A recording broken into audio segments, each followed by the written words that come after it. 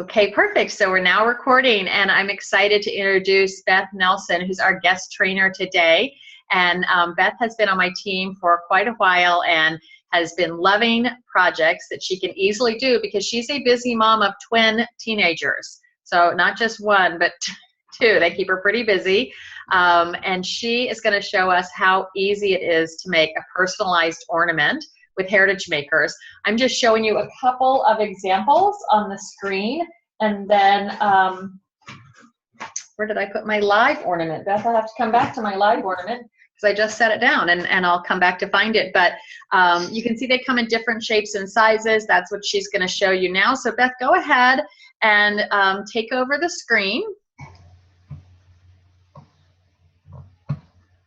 There you go. Perfect. All right. All right, it's all you. All right. Well, thanks for giving me this opportunity to share something that I really, really like. I love these ornaments, and they make a great gift idea too. So I like them for my tree just because I feel like it gives that personal touch to it. I have my dogs, my kids, the family pictures, but it was also a great gift idea. Last year, I actually gifted a couple of these ornaments. My kids have a group of friends, and so all of their moms got Christmas ornaments last year with the kids as a group on there. So it was a really fun idea. And they're such super quality, that nice metal print finish on the front and the back. Everybody loved them. So I found these templates under the home decor, and you can scroll through them, and there are so many different sizes, shapes, different types of templates, and you don't have to reinvent the wheel here. You can find something that's going to fit your needs right now, and it becomes really easy. So I'm going to look at making another ornament of my fur babies. And so this ornament here, it kind of suits what I need. Merry Christmas from Lewis and Finn. Well, that's not my dogs, but it gives me a good starting point here. And you can see it has a front and a back side to it. So I found this in the template gallery, and I have it already opened up here. I'm going to personalize this ornament.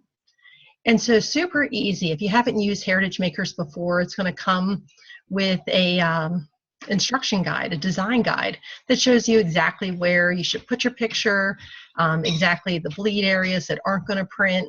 So it makes it really, really easy. If you want to get rid of that, you can just go up to the right-hand side and click on Design Guide, and all of that goes away. Sometimes it's a little less messy on the screen if you have that go away. So we're going to take a look at customizing this template here. So what I'm going to do is, well, that's a very cute dog. It's not mine, so I want to go down to my pictures and take a look at my dogs. So I have it organized here under pets, and I have two dogs. I have Gibson and Blanca. So Gibson, he's going to be on this ornament here today. So let me just move this up so you can see a little bit better. So Gibson's going to go on this ornament. What I'm going to do is I clicked on the ornament here, and that brings up that drop photo here. So that's the important part, because otherwise if you just grab a picture, it could land anywhere. And I'm going to go down here to the bottom where all my pictures of Gibson are, and shoot, should I include one with my son too? No, I think Gibson to get his own picture here today. So I'm going to grab that picture of Gibson. I'm going to drop it over. Make sure you see that green plus sign before you drop it in there. And just drop that picture in there. And I probably let go too soon. Okay, so of course not everything always goes as planned. So let's try and do that again. I have the little green. I don't know what's up with that. Check the toolbox and see if there's a fill on it that's weird. Yeah. So under effects. And then see, no, there's no fill. So let's pick a different picture. So just go to the back and see if something weird got hung up with that. And we'll see if it changes when we get back there. Uh-oh. This is excellent though, because people are this totally happens, right? Yeah, it does. Even when you don't want it to. So we're going to give this another shot here. So now it's going to take an extra second to open it up since I got that little question mark. And I wonder if that's because, so she had her project pre-launched for you guys so that it would just, you wouldn't have to watch it open. We were trying to speed up this 20-second process, which always seems like 5 minutes when it's taking 20 seconds. And I wonder if that's what hung it up. Maybe it had like a timeout. Yeah. Okay, so I'm going to go through those steps again, getting rid of the design guide. I'm going to go down to my pictures here. Got my pets, my Gibson pictures. Bring this ornament up here. I'm going to click on the ornament itself so I get that drag photo here. Okay, so here's what I think you don't have. I don't know that you have the ornament. I think you have something in the background. See if you can click that, unlock it, and then just delete whatever that gigantic thing is.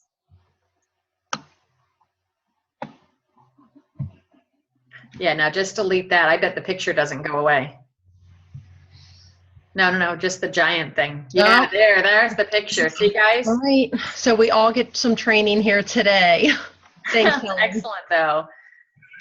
Better to have it here where I have somebody knows what they're doing here. So there's my little plus sign. Let's cross our fingers, and there he is. See, perfect. So we don't want you guys frustrated, right? She just wasn't selecting the photo part. She had this whole background part selected. Right. It's totally fine. It happens. So, yeah. So I went over to the left on that toolbox, and I clicked adjust because I want to move his head down a little bit there. And then I'm going to go out and I'm going to change the text because his name is not Lewis and Finn. So I'm going to unlock that. And then just like any text box that you would use, I'm going to go back and I'm just going to delete that there. And I'm going to put from Gibson. And so you'll notice that font, it's like not a capital G, it's a B. So that's kind of funny. So I want to change the font. I just come over to that left-hand side again and choose the font. If you hover over these fonts, it comes up and gives you the example of what it would look like. So now that made it really big, but I like the font. So I can just go under the size and color. I can use that down arrow to make it the size that I want.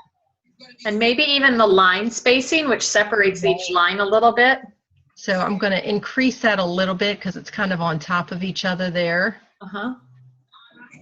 And then I want to move that box down a little bit because it's right under his nose. So that's kind of funny. So I'm just going to, play with it a little bit, move it down a little bit, and looks good. So even if I wanted to say change the color, because maybe the white color is not showing up enough and on the picture there. So I click on my little color box over here. It's hard to see the white down arrow, but it's right in the bottom right-hand corner.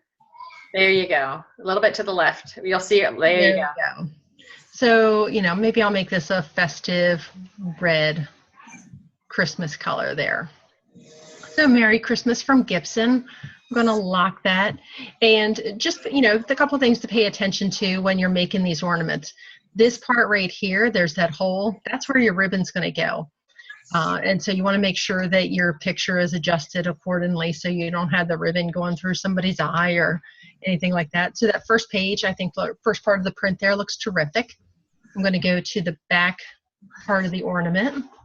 And so again, another cute dog, but not the dog that I want to use.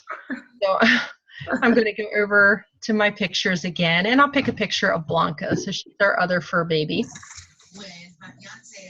And so Blanca's got some pictures down here.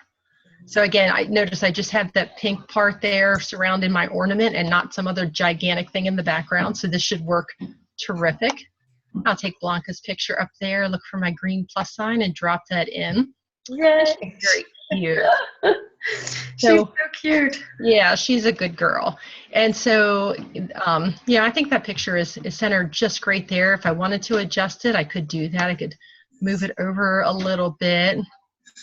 And actually, this is a good picture of her because she has both of her ears. She recently had a little mishap and she lost part of this ear here. So this is a good picture to remember both of her ears. So poor Blanca. Oh, I know, poor Blanca. Poor us. So there's a little text box down here saying all of our children have paws. So we do have our fur babies, but we also have some real live kids. So I want to change that. So I'm going to unlock that. Move this down here a little bit so I can see. You mean you don't tell the boys use your spoon and your fork with your paws when you eat? I know, right? So I'm going to say some of our, if I could spell right, some of our children have paws because they Oh. are babies. You know, I'm sure if you have animals that, you know, you think that too. And I'm just going to lock that there. And it's that easy. And really, it took me longer than it should have because of a couple little mishaps, but it's super easy. It's super to make one of these and give out as a gift. And there's so many other ideas. So, you know, I like to do the dogs and the kids for our tree, you know, the friends, the kids' friends, and super easy gifts. But some people make these tags up and they'll use them for their dishwasher. You know, if you're like me, nobody knows when there's clean or dirty in there. So you have a little tag that puts right on the front of the dishwasher. One size is clean, one size is dirty. You can personalize it however you want. Then I have a friend also in her linen closet. She's very, very organized. So, but with all of her shelves in the linen closet, has a pretty little ornament hanging, and it talks about, you know, these are the twin sheets, these are the queen sheets, and so on. So some really great ideas for using these. Super easy, using those preloaded design templates makes it even easier. Don't reinvent the wheel, but you can if you want to. Oh my gosh, that is so cute. I love that idea. I saw the clean and dirty ones actually as a template. You don't even have to invent those. Yeah. Already done. So perfect. Well, let me take the screen back from you. You guys, wasn't that amazing? If you've got questions, please throw them at Beth. And she is here, but you can see here are some other cute little template ideas. This is actually my niece that I did up when she was in 2nd grade. I pulled the picture right off Facebook. So how many people have put on a back to school picture or a cute little Halloween picture that you can just pull off of Facebook? The resolution is fine enough for these little ornaments. So let me just turn off our